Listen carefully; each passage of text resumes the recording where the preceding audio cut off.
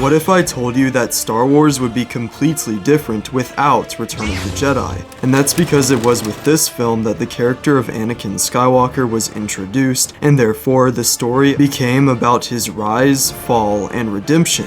Today I will be doing a thorough analysis of Return of the Jedi, looking at how the ideas introduced here completely changed the trajectory of the franchise, and trying to show what elements make Episode 6 the underrated masterpiece it is. You already have. Our most important elements to look at is Luke's father, that being Darth Vader, who before this movie was never named, but now is given the title of Anakin Skywalker, with his entire backstory changed from where it was in A New Hope.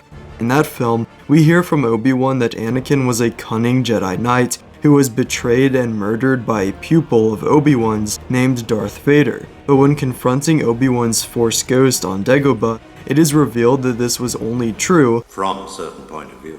So we now know that Anakin and Vader is one man who was corrupted by the dark side and that Luke was born from. We also discover that Luke has a sister who isn't just anyone but is in fact Leia Organa herself, who we have known since Episode 4. So how does this absolutely change Star Wars, you might ask? Well, let me explain. So when developing the original trilogy, George Lucas, as many of you may know, developed 9 or maybe even 12 different Star Wars movies. Originally, George wanted a different trilogy, taking place after the original trilogy where the character of Luke's sister was explored. What this means is that Palpatine, Vader, and the Empire wouldn't have been defeated in Return of the Jedi, but rather at the end of the next trilogy. The problem is, after finishing The Empire Strikes Back, George Lucas was pretty much done with Star Wars. In between a failing marriage, an unimaginable workload from starting his own company while making 2 massive sci-fi epics, and most importantly, wanting to spend time with his daughter Amanda, Lucas decided to wrap up the story of Star Wars in one fell swoop. And he did this with Return of the Jedi, which would combine the last movie of this trilogy with the entirety of the next trilogy that he had planned. Therefore, the Emperor and the Empire were defeated in this film, Darth Vader and Luke's stories were wrapped up, Luke's sister was revealed to be Leia and not some mysterious character, and Jabba plus Boba Fett were killed with Han Solo being rescued. So in The Empire Strikes Back, when Yoda says, There is another. George actually put this line in the movie not in reference to Leia, but as a reference to another hope so that Luke could potentially be killed off in 5 or 6, creating tension around his departure to fight Vader on Bespin in that movie. Basically, because of Return of the Jedi, we will never get the sequel trilogy where Palpatine and the Empire still exist, and the search for Luke's mysterious sister is present, and we also have an entire prequel trilogy based off of the themes and character backstories introduced in this film. If it wasn't for Return of the Jedi, Anakin and his story would not be the forefront of the saga. But what else makes Return of the Jedi underappreciated besides its importance? Okay, turns out it's actually not the Ewoks, but fun fact, they were originally supposed to be on the Wookiee homeworld in this movie, where we would have seen Wookiees fighting against the Stormtroopers instead of Ewoks, which I think would have been pretty cool. Let me know if you want a video covering the original version of Return of the Jedi, which introduced a 1980s Coruscant, as well as the Emperor's throne room in a pit of lava. Our first element to look at is the opening sequence at Jabba's palace, which to me is one of the most underrated sections of any piece of Star Wars media. The entire sequence is exhilarating, mysterious, and captures the whole adventurous and fun feel of Star Wars, while also having tension because it's about the rescue of Han Solo, who we as an audience care greatly about at this point. Not to mention the practical effects and just alien designs in general in Jabba's palace and sail barge are honestly some of the most peak aliens in Star Wars. Well, obviously after Duros, that is. There are also countless iconic elements within this very sequence, such as the droids entering the palace by themselves, Lando in his disguise, Salacious B. Crumb, Duyuwanawanga, the Rancor scene, the Sarlacc scene, Leia killing Jabba with the chain used to hold her, and sure, even Jedi rocks. What did you say? Oh, it's beautiful. Another great part of this opening is that there is very good tension from start to finish, which is also true for the entire movie. With this sequence, which is exactly 32 minutes and 20 seconds, going off of the Disney Plus version, it is actually bookended by 2 scenes of the second Death Star, with Darth Vader arriving in the first and Palpatine arriving in the second. This keeps the looming threat of this second Death Star on our minds, as well as the central conflict of this story.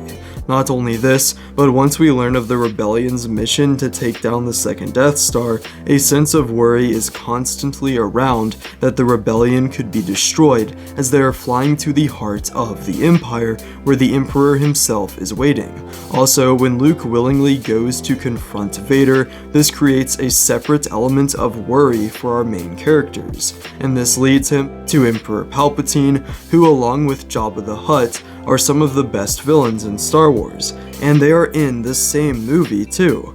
Both of these guys are threatening, cool, and even funny at some times. One thing I think Richard Marquand, who directed this movie, did very well is create evil villains who are very threatening to the heroes. Jabba runs the biggest crime and slave syndicate in the galaxy, who we've heard about for this entire trilogy, and now we finally see him. Even by seeing bounty hunters like Boba Fett in the previous films, we are given the idea that these minions of the big bad are only a taste of the threat he possesses. I will admit that A New Hope slightly ruins this by showing him in a very non-threatening way. You think I had a choice? But at the same time, Return of the Jedi still made you feel intimidation towards this slug. Palpatine is even better, being a great example of a villain who is evil and actually enjoys being evil. This makes him fun to watch as he relishes in the wicked deceitfulness of his plan to lure in the rebellion, and as he cooks Luke to a medium rare with his Force lightning. Like my father before me. Also, Episode 6 has some great scenes of action. For one, the Sarlacc pit scene, which I mentioned earlier, is an iconic multi-layered battle sequence that gives each of the main characters a time to shine. Then, as lackluster as the second act of this film may be, the speeder chase is an incredible scene that is almost as exhilarating as the pod race and really pushed the technology to the limits, as did the final space battle of Endor. Then of course the duel between Luke and Vader is an incredible achievement of cinema between the colors and character drama that are utilized here that hits far more emotionally than the previous duel between these characters. And the best part of this scene is when Luke starts to give in to the dark side, which is a very interesting part of the film that reveals Luke as a true hero who chooses to throw away his lightsaber and throw away any power as a true Jedi would, leaving himself defenseless to be struck down by the Emperor. Luke really is the true hero of Star Wars, and little moments throughout the film, like him force choking the Gamorrean guards and willingly surrendering himself to the Empire, makes this an important part of his story.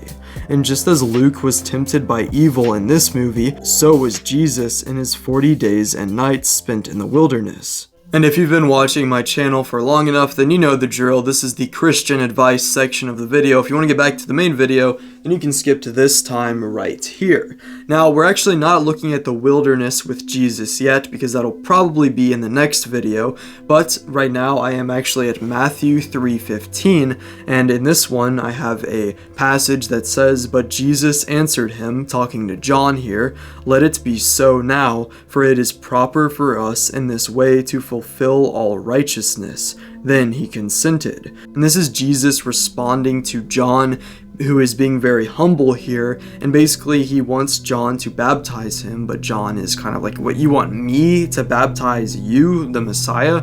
And I guess the meaning I got from this that I found pretty valuable is that Jesus has a very divine and otherworldly way of speaking here, because yes, while he is very much so human, but one thing I really find interesting about the Bible is that we do truly see that Jesus is is God, he is divine, because even the way he speaks is delivered in such a profound and, like I said, otherworldly way that to me is just incredibly inspiring and really draws me to the New Testament teachings and parables. So to me, that's even more motivation if you need it to read the New Testament or the Bible in general. But anyway, getting back to the video, this is just a quick reminder that you can subscribe to the channel if you enjoy, because it does really help me out. But yeah, let's get right back into it. But what value does a Star Wars movie have if it is great on its own, but adds no value to the saga? Well, Return of the Jedi is far from that, as this movie was essentially a perfect ending to the story of Luke Skywalker, Anakin Skywalker, the galactic civil war, good versus evil, and balance in the galaxy. And Anakin sacrificing himself for his son and then looking over him as a fully redeemed Force spirit is a powerful way to end off this inspiring and beautiful story. But anyway, that's it for this video. If you enjoyed this one, then you might also like this video where I looked at why the prequels should have been 4 movies instead of 3. But yeah, see ya.